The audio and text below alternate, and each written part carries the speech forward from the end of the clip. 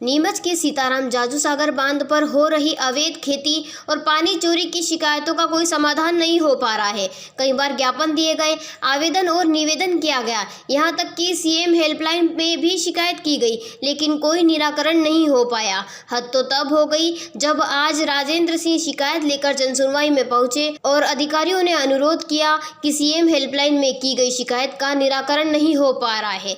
तब अधिकारियों ने जवाब दिया कि तुम 5 क्या 6-7 शिकायतें भी कर दो, कार्रवाई नहीं होगी। निराश राजेंद्र सिंह ने कहा कि अब जनसुनवाई में आने का कोई औचित्य नहीं, हमें आंदोलन की राह पकड़नी होगी।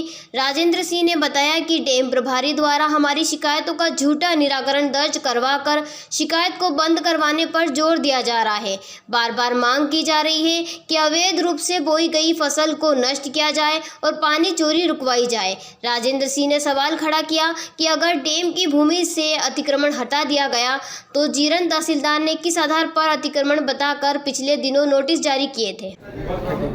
उसके लिए मैं पहले भी 30 बार आवेदन दे चुका हूँ।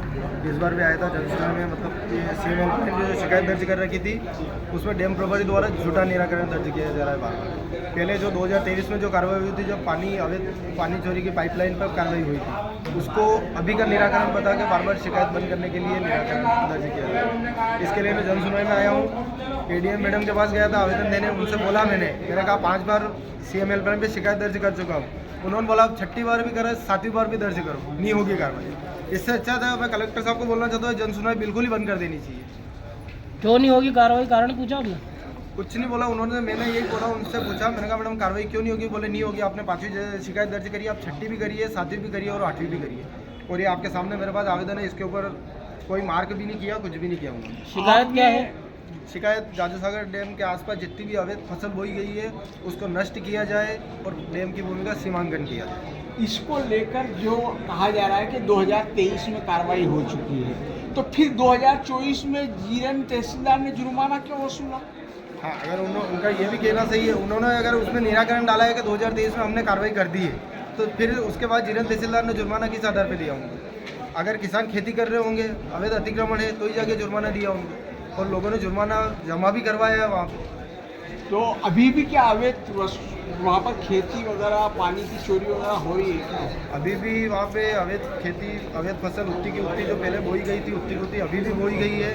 डैम प्रभारी ने खुद मुंह से बोला है, पहले बोल रहा था कि मेरे को कलेक्टर साहब ने नियुक्ति किया है और मेरा काम है सिर्फ और सिर्फ पानी चोरी रोकना और मछली चोरी रोकना, और अब बोल रहा है कि अवैध खेती चल रही है तो सब कमा रहे हैं, कोई कमा के खा रहा है तो उसको खाने दो, अपने क्या जा रहा है। अब जैसा कि अपन ने इतनी शिकायत कर दी, कार्रवाई नहीं हो रही है, अब अगली बार जो है आप क्या करना चाहेंगे? मतलब किस प्रकार का आंदोलन रहेगा अब आपका? आंदोलन पहले सोच रहे थे जन आंदोलन करने का, इसलिए हम इनसे एसडीएम मैडम से एक बार परमिशन मांगेंगे, नहीं तो जाजू सागर डैम के अंदर उतर कर जन आंदोलन करेंगे, तब जाके कार्रवाई करेंगे, बाकी नहीं करेंगे कार्रवाई। आपका नाम? राजेंद्र सिंह सिसोदिया। ये है किसानों का ब्लॉक, यानी बाबजी एएससी ब्लॉक। ना तो अब जरूरत है रेती की, ना सीमेंट की, और ना ही तराई की, उसके बावजूद मजबूती स्टील जैसी, घर बनाना हो या खेतों की बाउंड्री वाल। बाबजी एएससी ब्लॉक की स्ट्रेंथ है 5.0। लाल और काली ईंटों से दोगुना है मजबूती। अब हर जगह लग रहे हैं बाबजी एएससी ब्लॉक, भारत में एएससी ब्लॉक के सर्वश्रेष्ठ निर्माता। Babji industrial private limited, Jhanjharwada, Neemuch, Madhya Pradesh. Contact number 9238573652, 7869716052, 9589506052।